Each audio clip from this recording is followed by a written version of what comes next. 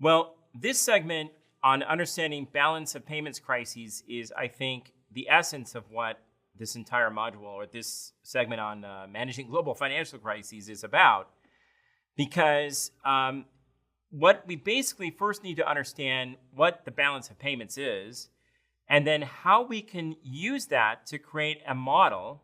I am somewhat in jest calling it the Nelson model, but essentially all that is a list of factors or indicators that will help you predict if a country is ready to have a massive financial crisis, which frequently these kinds of crises in particular are followed by massive currency devaluations. And of course, that would be relevant to you because if a country's currency suddenly has a massive devaluation, experiences this sudden drop in value, products that you're trying to sell to them, priced, let's say, in dollars, you're trying to export a product priced in dollars to another country, now suddenly your product will seem much more expensive to people holding the now weak currency after the big currency devaluation. So it's very useful to be able to predict these things.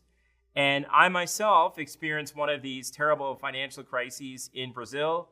It affected me. I was trying to export a very expensive product priced in dollars, and it was very difficult to sell. I'll tell you more about that later. But let's first go back and say, what is the balance of payments? And then how can we use that understanding of the balance of payments to develop this sort of useful framework and model?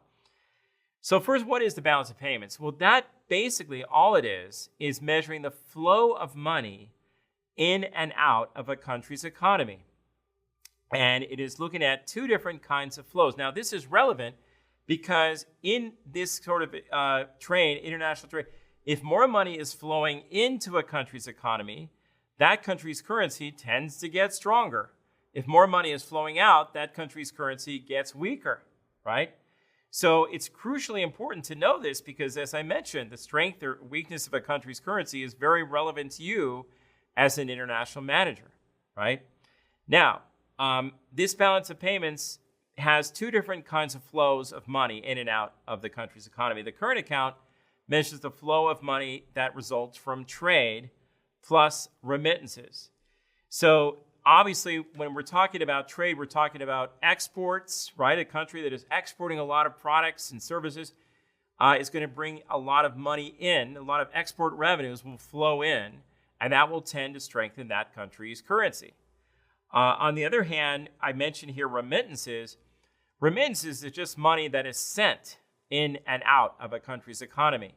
So, for example, you might have a U.S. company that sets up a subsidiary in Mexico, and that company makes a big profit and decides to send some of that profit, some of that money back home to the United States. Well, that would be money sent, remitted, out of the Mexican economy into the U.S. economy, and that remittance, that money flowing in, will tend to strengthen the U.S. Currency, the value of the U.S. currency, and will tend to weaken because it's leaving Mexico, right? It tends to weaken the strength of the Mexican currency. So that's how these things are measured. This current account is the flow of money resulting from trade plus remittances.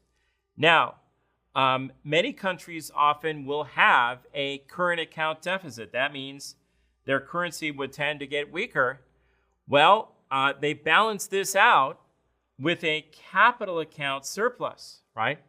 And so the capital account is measuring the flow of a different kind of money flow. This is the flow that results from investment capital flowing in and out of a country's economy. And of course, that has an impact on the value of the country's currency as well. And so it makes a lot of sense. You can see why. I mean, if you have let's say a U.S. tourist decides to take some of his dollars and go to Mexico and buy some things in Mexico, well, that U.S. tourist is going to have to take his dollars, go to Mexico, go to a foreign exchange house and buy some Mexican pesos. So he can buy things in Mexico, right? When he does that, he is putting increased demand on the Mexican peso, a very small amount of increased demand, but still increased demand on the Mexican peso. That would tend to increase the value of the Mexican peso. Now, let's say we expand that and we say it's an investor that wants to buy hundreds of millions of dollars of U.S. Mexican stocks and bonds, or hundreds of millions of dollars to invest in a factory in Mexico. Well, that investor is going to take a significant amount of money, right, and exchange that into pesos. That is going to have a significant impact on the value of the Mexican peso as that money flows in. You can see why. But it can also have an effect the other way around. Let's say the investor has bought lots of Mexican government bonds. Lots of money has flowed in. The currency of Mexico appreciated, got stronger as a result. That investor may then decide, wait a minute, I'm going to sell this, right? I'm going to sell these bonds. I'm going to get lots of Mexican pesos for my investment, and I'm going to take those Mexican pesos and sell them on the currency markets and buy dollars and take my money back home. Well, when he does that, what he's doing is he's releasing lots of Mexican pesos onto the currency markets, increasing the supply of the Mexican peso. That's going to tend to lower the value of the Mexican peso. And if that happens on a big enough scale, if lots of investors decide to sell their assets, take their money back home, wow, you could see a massive devaluation of the Mexican peso.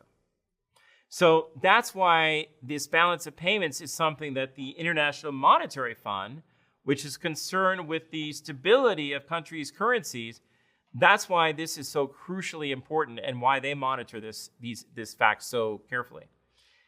So what countries often do, however, we've seen, is that if a country has a large current account deficit, in other words, it's not exporting very much and it's spending a lot of money on imports, a lot of money flowing out, so more money flowing out than flowing in, that would weaken the country's currency unless that government of that country finds a way to bring in a capital account surplus.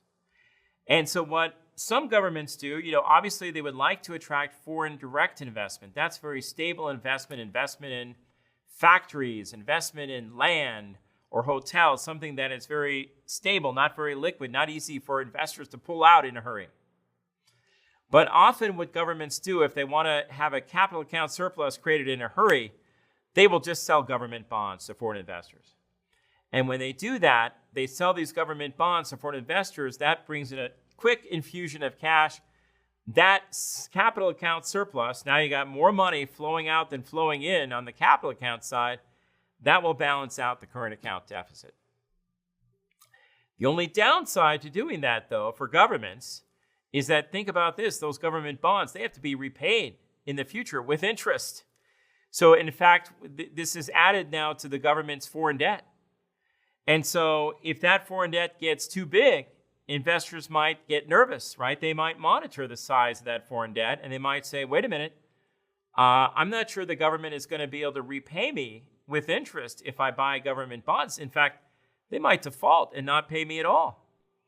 So investors might start to get nervous and quit buying the government bonds, or worse yet, they might sell what they have and pull their money out, and that could result in a massive currency devaluation. So what governments do to prevent this kind of thing from happening is they keep huge reserves in the central banks, right? Usually these reserves are in the form of U.S. dollars. Literally, they keep U.S. dollars in reserve sitting there in the central bank.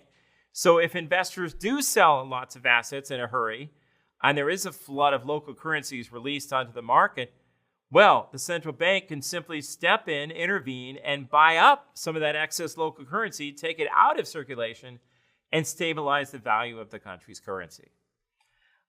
So this is the kind of thing that everyone is kind of monitoring. So we actually have a checklist, right? That checklist that I showed you is looking at some of these kinds of factors. And what I will tell you, though, is that many countries, now that the world has moved away from the fixed exchange rates that everyone was on after World War II and really until the 1970s, the IMF actually prefers that countries, right, maintain flexible exchange rates that are determined by the value of market forces. The IMF would say, well, look, if a country is very successful in its trade and it's exporting a lot, the country's currency will get stronger, and that will mean it might be a little more difficult in the future for that country to export, but that's fine. It has a strong currency. But if the country is having difficulties and isn't exporting very much, and it's mainly importing things, has a big current account deficit, Well, over time, that means there won't be much money coming in. The country's currency will get weaker, and that will help the country over time. That'll make its products more competitive, right? Cheaper and easier to sell. So I think the IMF is thinking we would prefer the market mechanism, market forces to help countries maintain a stable exchange rate. We would prefer that countries let their currencies fluctuate according to these market forces so they always reflect the true value of the country's products and the true competitive nature of that country's economy. If a country artificially pegs its currency to some other currency, this happens sometimes. Countries will try to stabilize their currencies. They'll say, let's peg our currency to the dollar. They can get into trouble. Because what can happen is, in that situation, the country with a currency pegged 1-to-1, let's say, to the US dollar, if the US dollar, for some other reason, gets strong, this happened actually in the 1990s. The US dollar was getting really strong, and Brazil, which had pegged its currency, the real, to the US dollar at a 1-to-1 rate, suddenly Brazil's currency also got strong, right? And the people were very excited about the U.S. economy of the 1990s. Money was pouring into the stock market. The U.S. dollar was getting stronger and stronger. And of course, that made it much more difficult for Brazil, right? For companies in Brazil to export their products because their exports were priced in terms of this very strong real, the Brazilian currency, pegged to the U.S. dollar. And that reflected what was going on in the U.S. economy, not in Brazil's economy. So it didn't reflect the true competitiveness of Brazil's products, which weren't that competitive. And so as a result, Brazil's current account deficit got bigger and bigger and bigger, and Brazil had to sell lots of government bonds to bring in a huge capital account surplus to balance that out, until eventually investors were getting very nervous and spooked and worried, right? And they suddenly, all of a sudden, something happened. They got scared. They pulled their money out. And you had a massive currency devaluation. And so all these factors were at play. If we'd had this model, here's the model. If I had had this model, I could have seen that every indicator, I don't know if you can see this, but I could have seen that every indicator was red when this happened. And the country was very likely to experience a massive balance of payments crisis followed by a big currency devaluation. But I didn't have what I now call the Nelson model. So what I recommend is that all of you take this little sheet right here. You print it out, you laminate it, put it in plastic, and then carry it in your pocket. At any time, you can consult it and say, the country where I'm doing business is ready to have a financial crisis, right? I'm worried that there could be this kind of crisis. So that's what I wanted to cover and just kind of introduce you quickly to the Nelson model. In a next segment, I'm going to go actually a little more in depth. I think this is useful to kind of explain in a little more detail how this works. But I wanted to stop it here and at least give you that initial orientation to this very useful tool. And I'll go into a little more detail in the next segment.